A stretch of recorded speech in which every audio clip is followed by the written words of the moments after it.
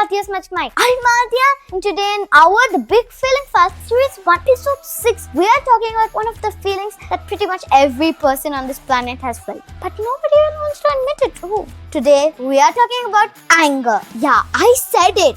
And then, before you reach that pause button, I promise you, this is going to be a really, really good episode. Because here's the truth. Anger gets the most unfair reputation of any feeling out there. It gets blamed for everything. It gets shushed and pushed down and told to go away. And today, we are changing that. Anger, this one's for you. Okay, I need to start with a confession. A real one. Sometimes I get angry at things that are completely small. And let me be completely honest here. Very, very small. Like embarrassingly small. Like when the Wi-Fi is slow. Oh, you're just sitting there waiting. Watching that loading circle spin like it's got all the time in the world. And something just snaps inside you. Or when someone chews loudly near you. You know the sound. You know exactly about the sound I'm talking about. Or this is my personal nemesis. When I can't find the other sock. The other sock! I put them in the wall together as a matching pair, like a responsible person, and one just vanishes. Every single time. Where does it go? I genuinely think socks are plotting against us. The whole sock society somewhere is living the best lives while we stand there, one holding one sock, like we've lost our minds. But then, there's another kind of anger. The bigger kind. When something is genuinely unfair. When someone is unkind and they know it.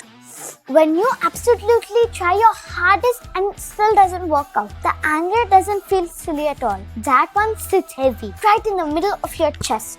That kind of anger especially deserves to be understood. So today, we are talking about all of it. The sock anger and the heavy anger. Let's go. Here's something that I wish someone told me a long time ago. Growing up, I was always hearing, don't be angry, calm down, you're overreacting. And for a really long time, I thought something was wrong with me for getting all angry. But here's something that nobody told me. And I want to tell you right now. Anger is not a bad feeling. Anger is a signal. Say that with me. Anger is a signal. It shows up to tell you something. It's your feeling with a giant flag shouting, hey, pay attention! Something here is not okay. It's telling you something feels unfair. Or someone crossed the line I really care about. Or sometimes I'm completely exhausted and overwhelmed and I need space and nobody is listening to me. Anger is a messenger. And like any messenger, it's a job to bring you information. The problem is never anger itself. The problem is what we do once it arrives. Because anger is like a very, very enthusiastic house guest. It arrives completely unannounced with a very loud, very energetic and lot of strong opinions about everything. You have two choices. You can let it in, actually listen to what it came to tell you. Then kindly, gently show it to the door. Or you can let it run around your house, knocking things over, making a mess of everything. And look, we've all done it. Both. But we are going for one option. That is our goal. So here are the three things that actually help us when anger shows up. Okay, so what does option 1 actually look like? 1. Pause before you react. I know. That's one of the hardest things on the list. Because when we are really angry, pausing feels completely impossible. It's like someone telling us, dude, just relax when the room is on fire. But here's the thing that's actually happening in our brain. Anger wakes up the feeling part first. Fast. The thinking part needs a few extra seconds to catch up. And our thinking brain is so much better at making decisions than our feeling brain. So all we need to do is give it a chance. 5 seconds. One big breath. That's a whole pause. Just 5 seconds. And suddenly, our thinking brain gets a seat at the table. 2. Move our body. Anger dumps a lot of energy into our body all at once. And that energy has to go somewhere. It just can't sit there. So give it a go. Walk around the block, jump up and down, dance to one song in full volume in your room, shake your hands like they're on fire. It sounds simple, and it is, but it works. Physical movement helps our body actually process the feeling instead of just trapping it inside you, where it builds and builds.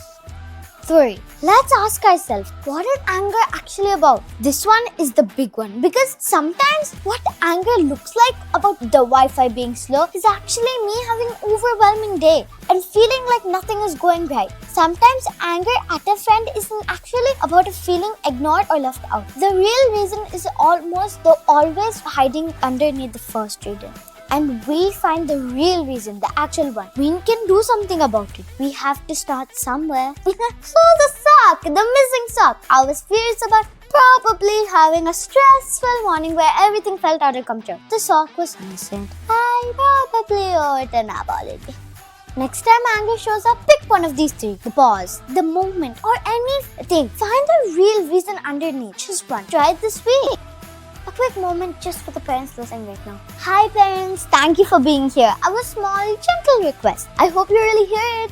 When we as a child is angry, please try not to say calm down. I know you mean it kindly. I know it comes from a good place, but calm down almost never helps anyone calm down. Usually, it just adds another layer. Now on top of being angry, we feel like our feelings are wrong too.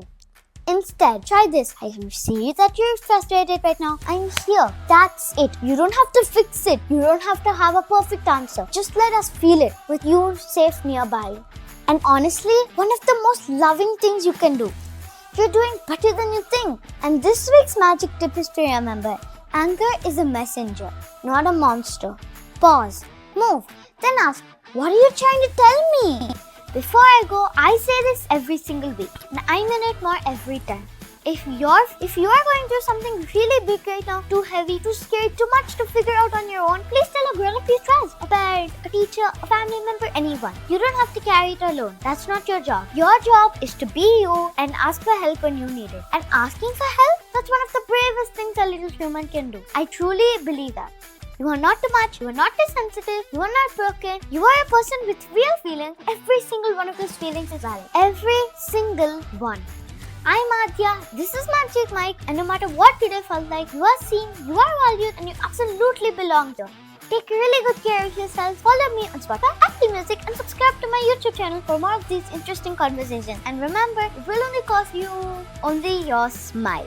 I love you all so much. Be kind, keep shining, keep smiling, and please do support my channel. The sun is out there doing too much as usual, so drink loads of water. Stay cool. Bye everyone. See you all next week. Remember to like, share, and subscribe.